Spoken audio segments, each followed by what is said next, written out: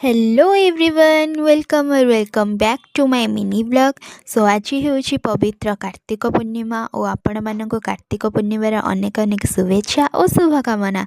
तो मुझे सका उठिकी गाधे पूरा रेडी हो जाइए आ मो डंगा को रेडी कर देइछि।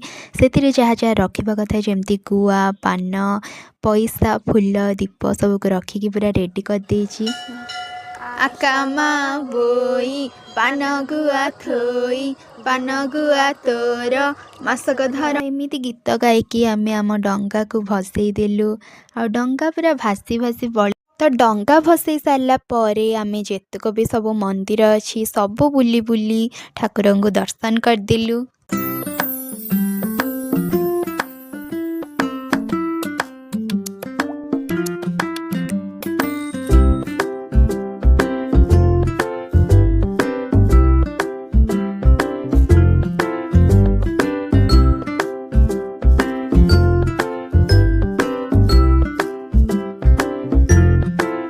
तो सबु मंदिर बुली सारिकी आमे जाइथिलु राजबाटी कान राजबाटी रे भी ठाकुर अछंती तो सेठिके भी देखिबा को जाइथिलु।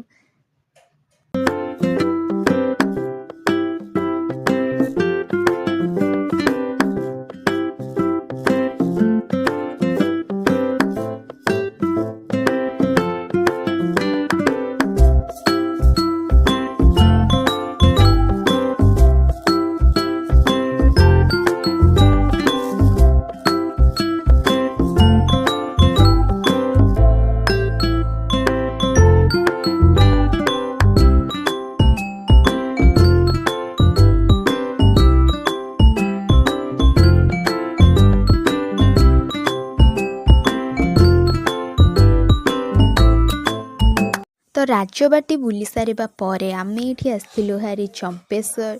तो चंपेश्वर एठी यात्रा होतिला एंड देखि पारथुबे केते सारा लोक एठी केते भीड़। तो ये ठाकुरंकर दर्शन करने भी देखुथिबे केते बड़ा लंबा लाइन लगी।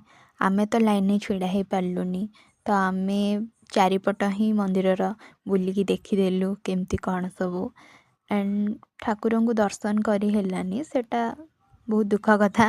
बट एते भिड़े जदि आम छिड़ा था बहुत टाइम लगी जाता सो से लगी आम मंदिर चारिपटे ही बुलिकी देखीदेलु एंड ये देखुथिबे कईछ बहुत सारा माछ भी थिले बहुत बड़ बड़ छोट छोट कईछ भी थिले तो से सब देखिकी मजा भी आसीगला।